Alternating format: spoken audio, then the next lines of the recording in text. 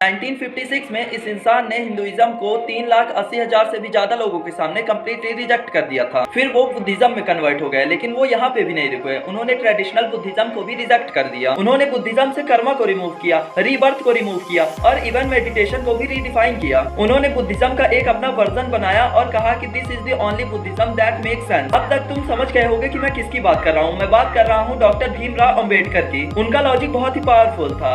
उनके अकॉर्डिंग अगर बुद्धिज्म कहता है कि तुम्हारी आज की सफरिंग तुम्हारे पिछले जन्म के पाप है, तो बुद्धिज्म एक और टूल बन जाता है ऑपरेशन को जस्टिफाई करने के लिए। डॉक्टर अंबेडकर की जो ट्रेडिशनल बुद्धिज्म से प्रॉब्लम थी वो बहुत ही सिंपल थी। ट्रेडिशनल बुद्धिज्म विक्टिम को ही ब्लेम करता है। वो हमें सिखाता है कि जो तुम्हारे पास्ट लाइफ कर्मा है वो डिटरमाइन करता है तुम्हारे प्रेजेंट सर्कमस्टेंस को। अगर तुम बहुत गरीब घर में पैदा हुए या फिर तुम बीमार पैदा हुए तो ट्रेडिशनल बुद्धिज्म कहेगा इसका कारण है तुम्हारे बुरे कर्म जो तुमने पिछले जन्म में किया। डॉक्टर अंबेडकर ने इस बात को साइकोलॉजिकल पॉइजन कहा और डॉक्टर अंबेडकर कहता है कि ये परफेक्ट टूल है ऑपरेशन के लिए। क्योंकि अगर लोग ये मानेंगे कि उनकी जो सफरिंग है वो उनके पिछले जन्म के गलत काम है तो वो ऑपरेशन से सवाल नहीं करेंगे। इसीलिए जब डॉक्टर अंबेडकर बुद्धिज्म में कन्वर्ट हुए तो उन्होंने एक बहुत ही ज्यादा रेडिकल चीज की। उन्होंने बुद्धिज्म से karma as a past life को बाहर फेंका, उन्होंने रिबर्थ को बाहर फेंका। डॉक्टर अंबेडकर ने कहा कि तुम्हारी जो सफरिंग है वो कोई कॉस्मिक जस्टिस नहीं है बल्कि सोशल इनजस्टिस है। यह आर्ग्यू से कास्ट कोई पनिशमेंट नहीं है जो तुम्हें भगवान से या फिर यूनिवर्स से मिली है। कास्ट सिर्फ इंसानों के द्वारा बनाया गया एक ऐसा तरीका है जिससे ताकतवर लोग कमजोर लोगों को कंट्रोल कर सके। उन्होंने कहा कि बुद्धिज्म का ये मतलब नहीं होना चाहिए कि तुम मेडिटेशन करके दुनिया से एस्केप कर जा रहे हो। उन्होंने कहा कि बुद्धिज्म का ये मतलब होना चाहिए कि तुम अपने द्वारा किए गए कामों से दुनिया को फिक्स कर रहे हो। डॉक्टर अंबेडकर ने इस तरीके के बुद्धिज्म को नव्यान कहा, मतलब न्यू व्हीकल।